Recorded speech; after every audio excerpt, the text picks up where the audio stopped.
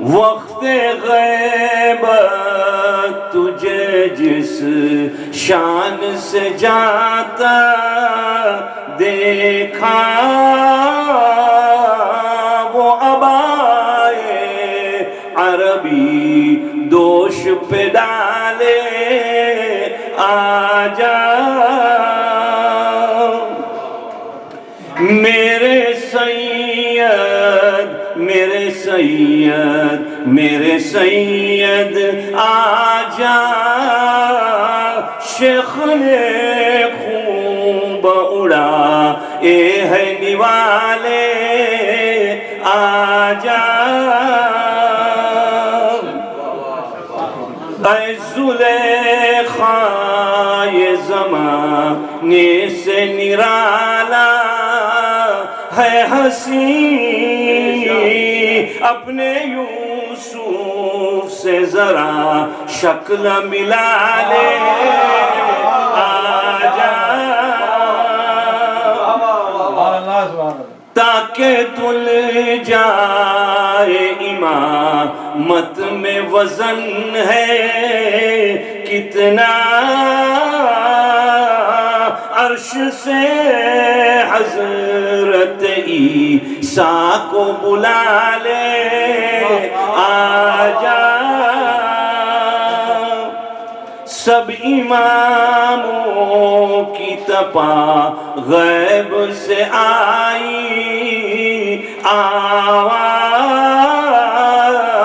صبر کا وقت گیا گود کے پالے آجا پر محمد وآل محمد صلی اللہ علیہ وسلم.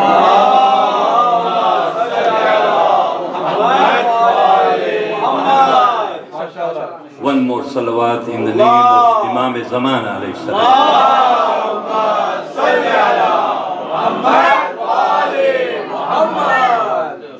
أعوذ بالله من الشيطان اللعين الرجيم بسم الله الرحمن الرحيم بسم الله وبالله وصلى الله على محمد وآله ومفوض أمري إلى الله إن الله بصير بالعباد الحمد لله الذي جعلنا من المتمسكين بولاية أمير المؤمنين عليه السلام الحمد لله الذي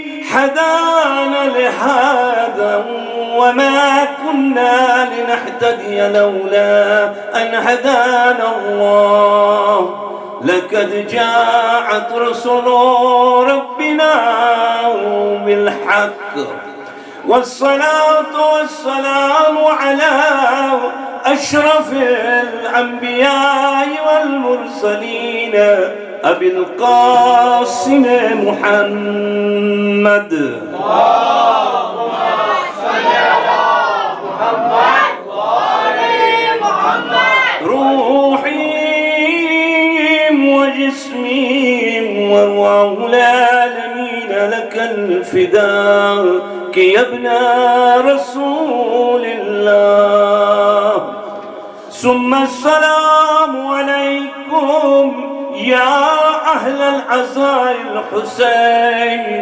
جميعا ورحمة الله وبركاته اللهم صل على محمد بسم الله الرحمن الرحيم جاء الحق وزاهق الباطل إن الباطل كان زهوقا صدق الله العلي العظيم صلوات اللهم صل على محمد وآل محمد.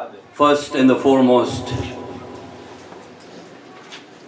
Our felicitations to Muhammad wa Ali Muhammad on the occasion of the birth of Imam Sahibul Asri wa Zaman.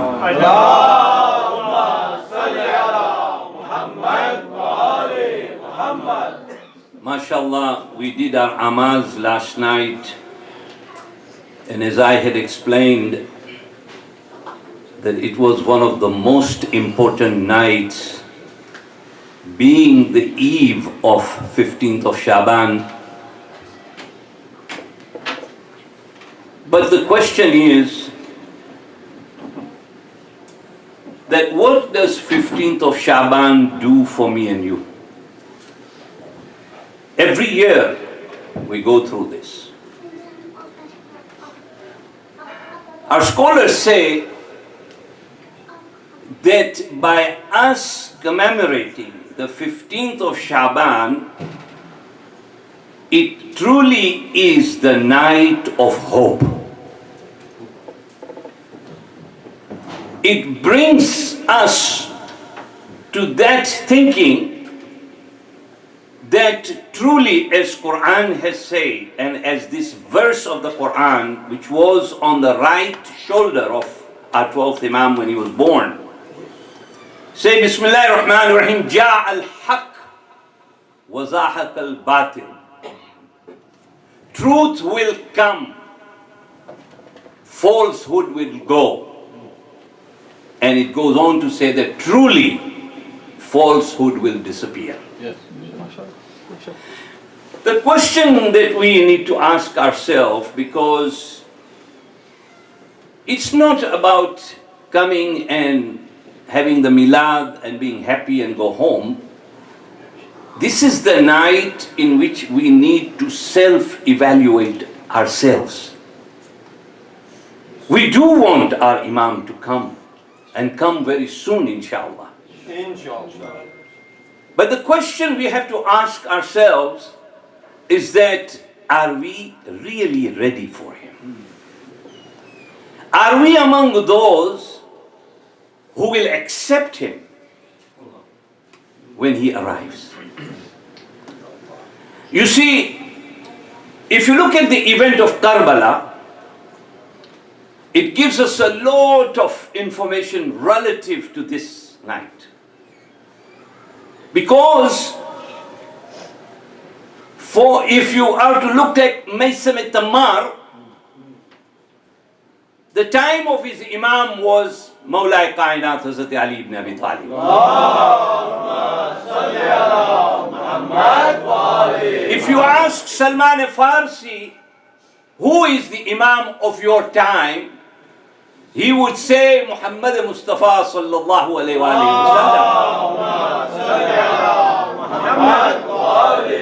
sallam. So each of these companions had the Imam of their time.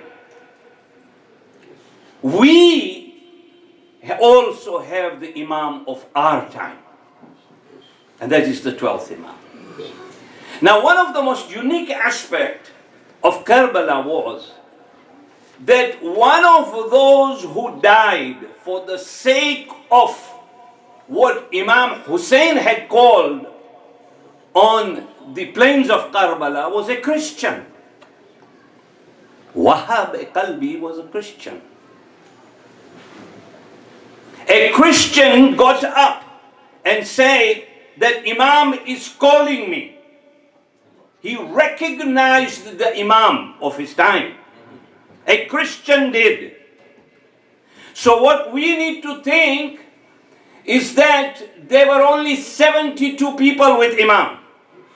When Imam made his call, there were just a few. So where were the Muslims?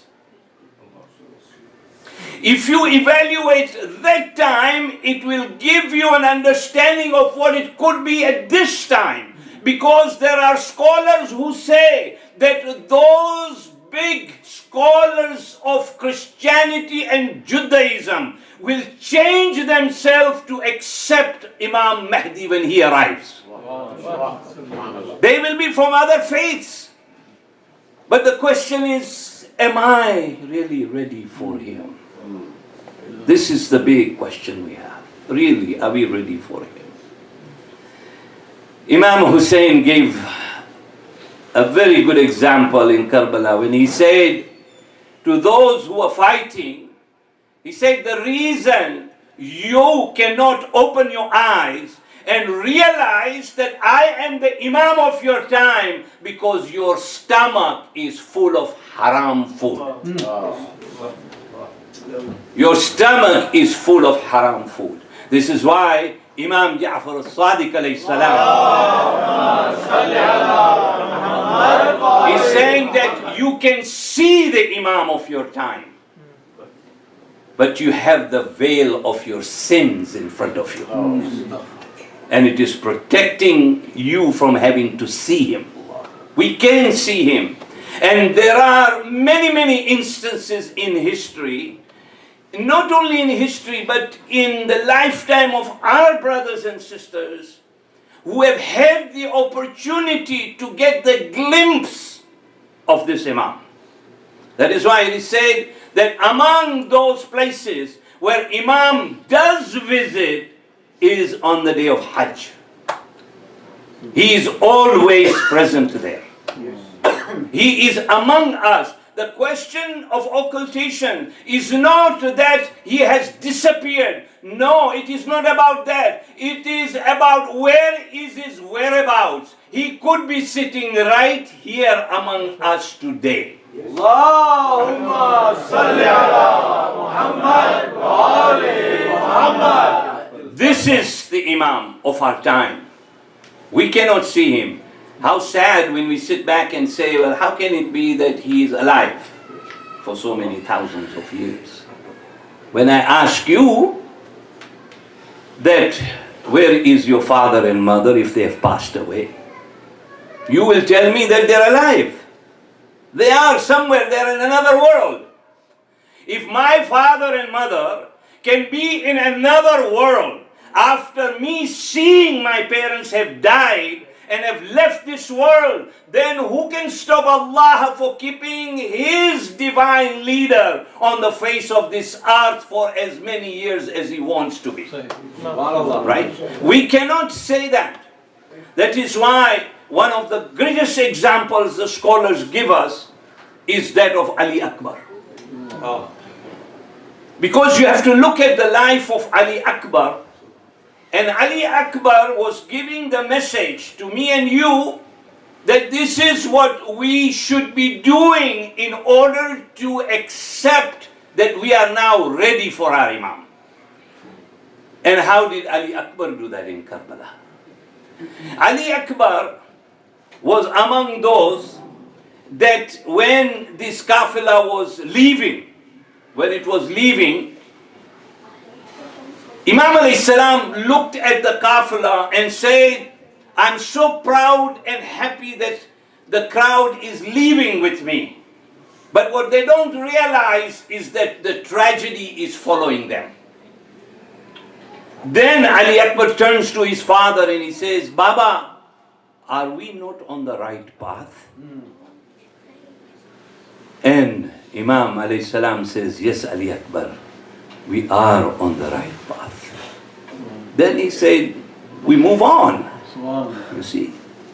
Ali Akbar was telling me and you that truly if you are, and if you are ready for Imam alayhi salam, if you feel that you have that ability to be able to join him, then you have to have your aqidah, your trust in him, absolute trust. He should be like mine and your family member. If we don't see him, we should be missing him. You see. But the 12th will, the 15th will go by and we are going to be the same people. Our connection has to be there with our 12th Imam. That is why it is said that when it comes to charity in Islam, if there is 1 month in the entire year that we can give in charity, then it is the month of Shaban. Because any amount of charity, Allah says, that is given in this month multiplies 70 times. 70 times if I give anything in charity in this month. So I have a challenge for you now, tonight. A gentleman called me and said that for the community of Arizona, I'm willing to contribute $40,000, but he said, I will match dollar to dollar up to $40,000. Wow. If the community can come up with 40, then my brothers and sisters in Islam, he has already issued a check. And he said, here is the check, tell the community. He has never been here, he doesn't even know this community. But he is recognizing the fact that when you provide a charity in this month, the worth of the charity is 70 times more than what he is giving. You understand? That is almost $250,000 in the eyes of Allah subhanahu wa ta'ala.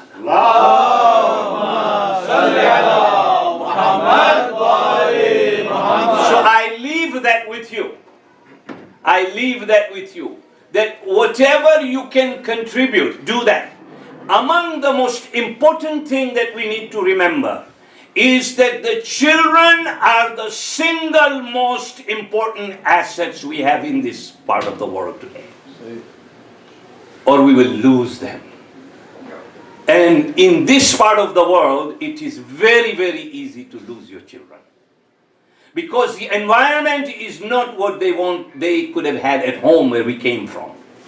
There were uncles, there were aunts, there were teachers of schools, there were madrasa teachers, there were shopkeepers, and everyone was watching me when I was growing up. I did not have the courage to take any wrong step, or my father would know all about it. But here, it is very different. What the child does, the parents get a shock. And these are things that we must recognize. You see, think of it this way. If Allah subhanahu wa ta'ala wanted to just have me and you have a religion, and the whole world, He could have just said, accept me and do your ibadah at home. You don't need a place of worship. Why do you need a place to come to? Every religion on the face of this earth has to have a place of worship, or they are not complete. Every religion, doesn't matter who it is, whether it is a church, whether it is a Buddhist temple, whether it is a mandir, but every human being that is a creation has to have a place where they can congregate together and be able to remember their Lord. But that is what Allah subhanahu wa ta'ala wanted from us as well. He said, you can do your ibadat at home. That is okay. But then it is only between you and me. But if you do ibadat in a congregation, and you have namaz-e-jama'at going on, or the amals going on, if one person's amal is accepted in that place of worship, he said, I will accept everybody's. Because he doesn't leave anybody. His rahmah is such that he will accept everybody's. You only need that one sincere person who is in the center and who does the amal or namaz. That namaz that I do at home, it is only me and you, there is nobody there. So if my sincerity is there, Allah will accept, inshallah. But in this place, it only needs one. And that's why it's so important for us to realize that a place of congregation where we can get together and be a community is not about coming and hearing, but it is acting as per what Ahlul Bayt had taught us. This is where you will come out to become who you need to become. You understand? This is the places. This is why the value of this cannot be compared to any home. My house is more expensive than this center. The square footage that you have here, okay, is less than what my house is. But it is only 2 and 3 of us living there. But when you have as many people as you have here and they are in a center, imagine how effective that place of worship is, where you have mu'mineen and mu'minat getting together to remember Allah subhanahu wa ta'ala. That is why what we have to look at. This is the time of that year, because we are just entering into the holy month of Ramadan. Rajab and Shaban is a preparation for us. It's a preparation. Once you come into Ramadan, then what do? Now you are asking in your du'as, oh Allah, now I am prepared to go for Hajj. It's a step-by-step process. So you start in the month of Rajab, you come in the month of Shaban, then you come into the month of Ramadan. In Ramadan, you are not asking, Ya Allah, give me this next Shaban or Rajab. No, what we are saying, Ya Allah, now give me the opportunity to visit your home. That is done in the holy month of Ramadan.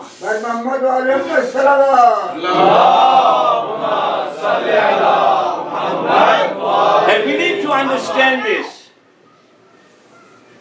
When the door of Janab Fatima to Zahra Salamullah alayhi, when that door was pushed on her, yeah, you know what she said? History said, she said, Ya waladi, Mahdi adrikni. History says that when the door hit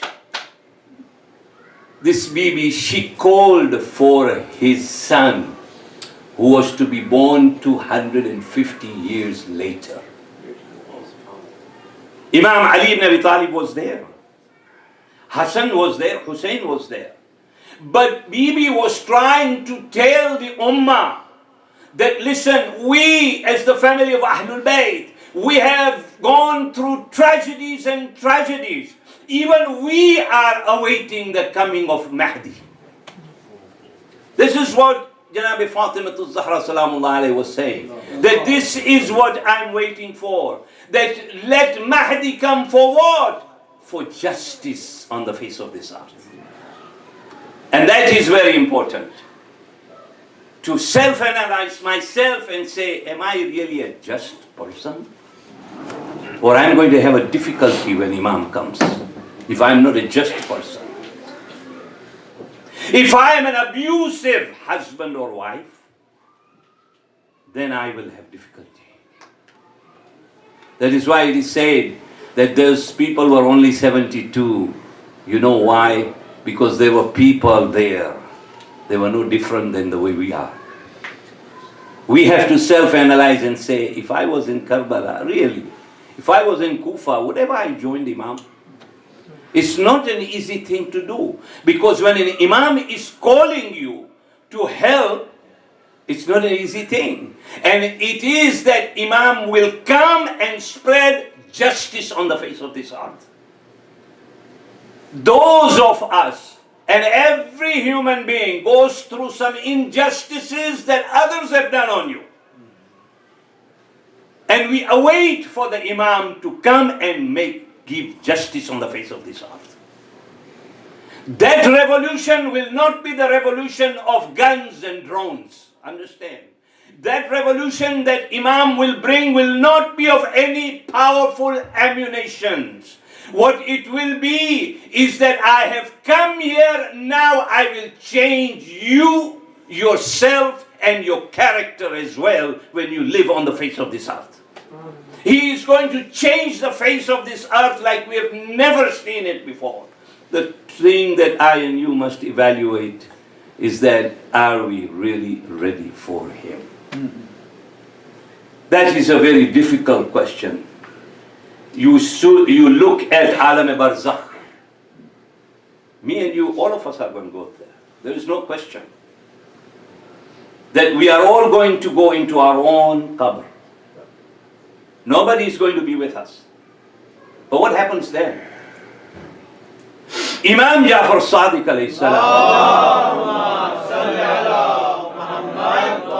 Imam alayhi salam said that upon your death, when you are in your last, this breath of your life, and when your ruh is being taken away from you, if you are truly a true believer of Ahlul Bayt, you will see entire Ahlul Bayt in front of you. You will see all of them. He said, not only that you will see all of them, you will see your relatives at a far distance, and you will be able to recognize and say, that is my dad, that is my mother, that is my brother, whoever that may be, that may have preceded and would have gone. But the trouble, Imam Jafar Sadiq alayhi salam said, the difficulty is that our presence will be at the time when you are dying. We will be there. And yes, Imam Raza alayhi salam said that if you visit me, I will visit you in your qabr. That is a promise that Imam alayhi salam has made, that if you come to my zari, that is one of the things that we must understand in this day and age. And I ask and I tell the parents, take your children, regardless of age, take them and bring him to the zari of Abu Abdullah Hussein. Bring them.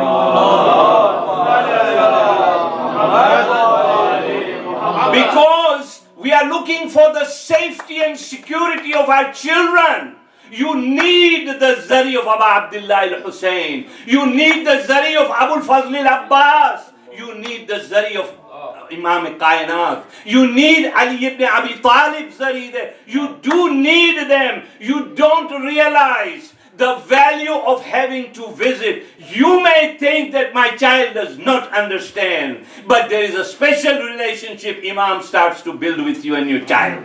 He builds that relationship. If you go there, you will be surprised how safe your children will be going on. That is why Ayatollah Marashi Najafi, at one point he gets lost when he was going from Kufa, and he gets lost and he was not able to find himself. And he says that I came across Imam Sahibul Asri wa Zamana. He has written a book even in Urdu, in English, in all these languages. But he said that the Imam came to me and said, I have an advice for you, which really belongs to all of us. He said, I have an advice for you. My advice to you is that take the time every day to read the Holy Quran. He said, take the time. You want me to be part of you? Then you have to be the one who is reciting the Holy Quran. Then he goes on to say that make a habit of visiting the shrines of Ahlul Bayt alayhimus salam. Go there and visit them. And then he goes on to say that do not leave the qabrs of your parents. Go and visit them also, because they deserve that. Your relatives, they all deserve that. What does all this mean? It means that Imam alayhi salam is trying to make sure that we stay connected with Ahlul Bayt at all moments of our life. When I'm giving something on the face of this earth, my niyat should be that I am doing it for the sake of the 12th Imam, because he is the Imam of my time. He is the Imam of my time. He is awaiting for me to make a good deed on the face of this earth. Never consider the people who cook here, the people who served you tea, all of these things are things that you are giving in the name of our 12th Imam. You don't realize. But remember, even that cup of water that you gave to somebody is of an enormous value to Allah subhanahu wa ta'ala. It has a big value. It may not be anything to you. It may not be anything to me and you, but it has a lot of value in front of Allah subhanahu wa ta'ala. Those are the things Ali Akbar was showing. One of the things he showed there is that Baba, if we are on the right path, I'm willing to give up my life for you. He gave up his life. The least we can do on the face of this earth is to serve humanity in the way it needs to be served. Whether we do that serving in the community, whether we do that serving at work, Imam Jafar Sadiq alayhi salam,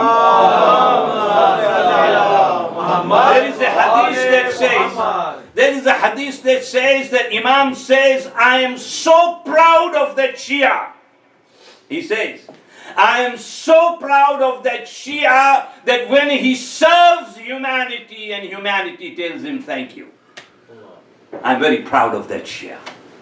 That is what we have to do on the face of this earth. Now in these Western countries, we cannot be fighting and doing these kinds of things that are detrimental for our well-being. What we should be doing is showing everyone else out there that we are those who are believers of Ahlul Bayt alayhim salam. We are the believers of the people of the house. They were the only ones that were known as Ahlul Bayt, people of the house. And whatever happens in the house is about sharing and caring and looking after each other. That is what we should be promoting outside. Whether I'm at my workplace or whether I'm at a center or wherever I may be. I may be at a grocery store doing my transaction. But the person who sees me go after paying him realizes that man was a decent person. That is what Imam Zamana is waiting for. Because in order to live in his time, when he appears, we have to be just in what we do.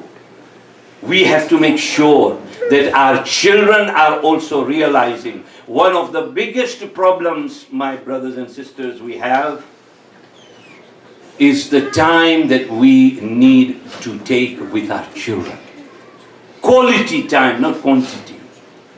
A child today, this is not the generation, this is generation Y or generation Z or generation X, okay? There are so many XYZ generations, but this is the generation that will question everything that you will do. My father's time, I could not ask him why. There was no WHY. You understand? It was WHEN, when. When do you want me to do this? I never asked my father why. But here, it is different. It's not only here, even in our own part of the world, things are changing. The society has changed so much, but now the society, these little children who are much smarter than I am, because a 10-year-old can sit on a computer and do wonders than I can do on it. But they have all the talents. That is why I say it, right? That when, and I've said this before, there was a time when babies were born, the fists were closed. Our parents used to tell me that when a child is born, the fists remain closed 7 days before it opens up. A fist of a child. They used to just come like that. That was the level of intelligence of the mother of that time. But today's mother, the moment she gives birth, he raises his hand to the parents and said, "Hi, I'm here." It has changed so much. And that is why Imam alayhi salam used to say that it is so important for you to practice your faith at home.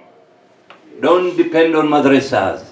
Madrasas are only 1-2 hours a week. Everything starts at home. You understand? The madrasa is just one of the tools that will help your child, but it will not be the one that will change your child forever. It will be your home that will make the difference. So if I'm at home, and you have seen it many times, you stand up for prayers and your child, no matter 2-3 years of age, will stand right next to you because you are praying. You will say Allahu Akbar, the child will say Allahu Akbar. You will go into ruku, the child will go into ruku. You will go into sajda, and the child will just walk away. And he will go to the kitchen and I don't know what else. And he will do all these things and then come back. And then we say, where did you go? It's not asking him, where did he go? It's asking me and you, where did we go?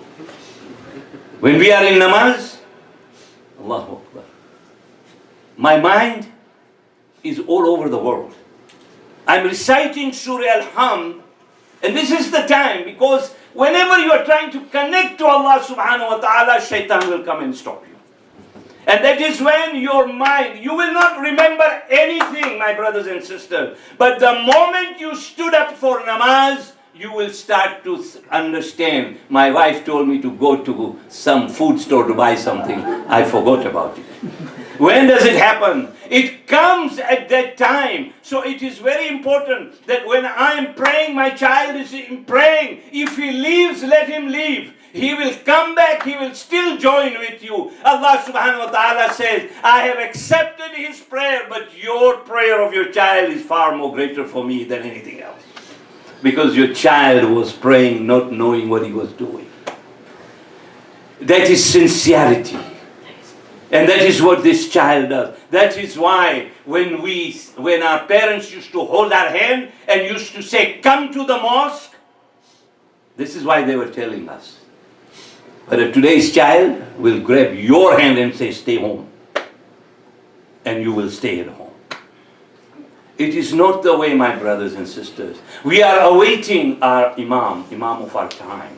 We are trying to make sure there is justice. That there is justice in me, that I am a kind person, that I am a caring person, that I care for the generation that is behind me. That is why the Holy Prophet said, you do not realize the value of Surah Fatiha. He said that remember you will die, but the thing that will help you is when your child stands up and says Surah Fatiha for you.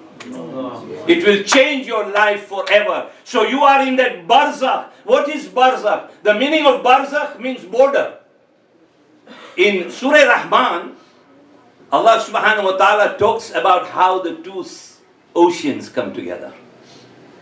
Right? It is the salty part and it is the sweet part.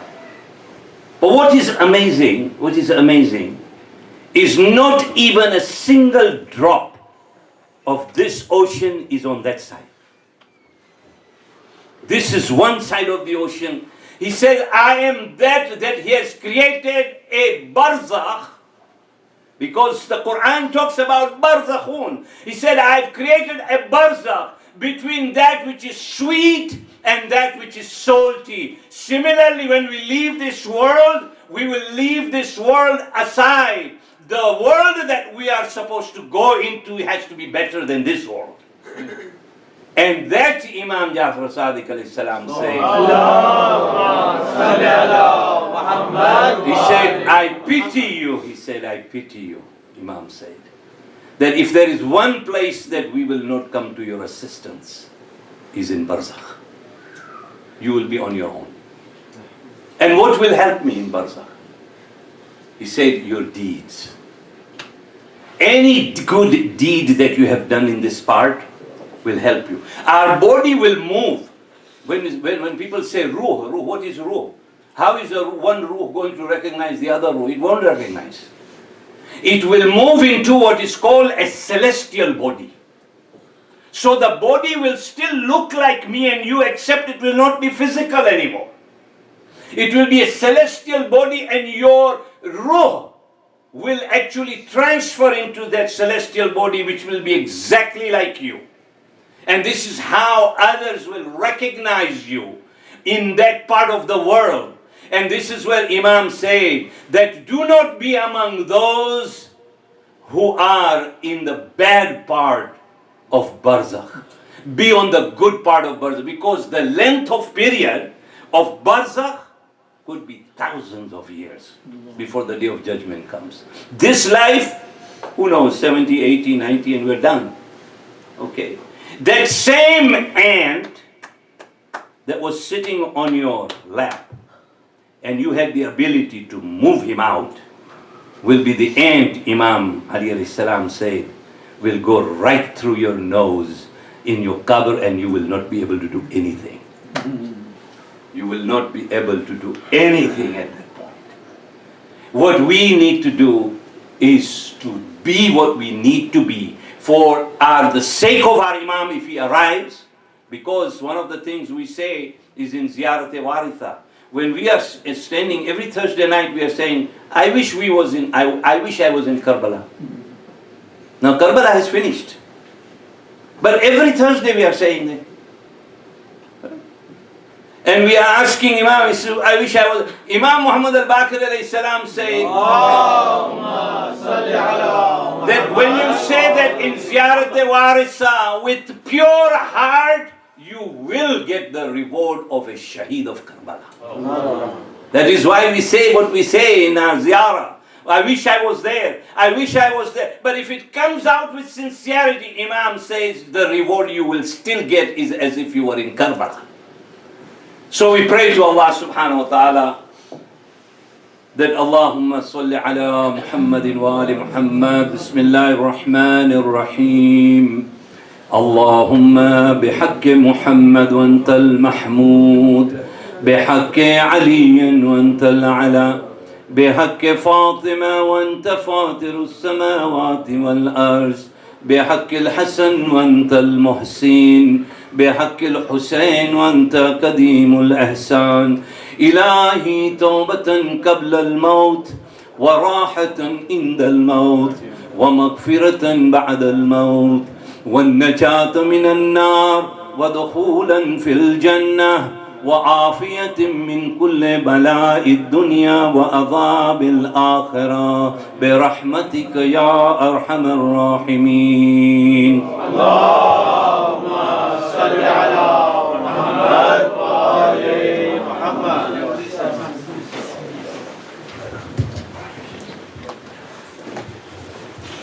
Brothers and sisters, before we go to Ziyarat, as Maulana Hussein Walji just mentioned about this generous donation that Brother Devji is sending to us, this is actually a challenge for all of us now. A person who has never set foot in this state or city or this center, they are so generous and they're so thoughtful that they are, reaching out deep in their pocket and writing a check. Now this is our responsibility to reach out to our pockets and show our commitment, all the excitement and exuberance that we show in the center.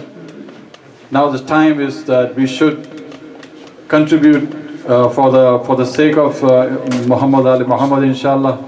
And then we also need to think that all the education and all the activities taking place is really strengthening our younger children, and it's all for the sake of the coming generation. So this is a challenge for all of us. It's a very generous donation. Please try to match it, and may Allah bless you. Salawat. Allahumma salli ala Muhammad wa ali Muhammad. السلام عليك يا رسول الله يا خاتم النبيين. السلام عليك يا أمير المؤمنين يا سيد الوصيين. السلام عليك يا فاطمة الزهراء سيدتي نساء العالمين. السلام عليك يا أبا محمد الحسن بن علي أيها الزكي الناصح الأمين. السلام عليك يا أبا عبد الله الحسين بن علي أيها الغريب المظلوم الشهيد بكربلاء. السلام عليكم يا صحاب الحسين. السلام عليكم يا نصار الحسين. السلام عليكم يا أزواج الحسين. السلام عليكم يا ذريات الحسين. السلام عليك يا أخت الحسين زينب بنت أمير المؤمنين. السلام عليك يا أبا الفضل العباس ابن أمير المؤمنين.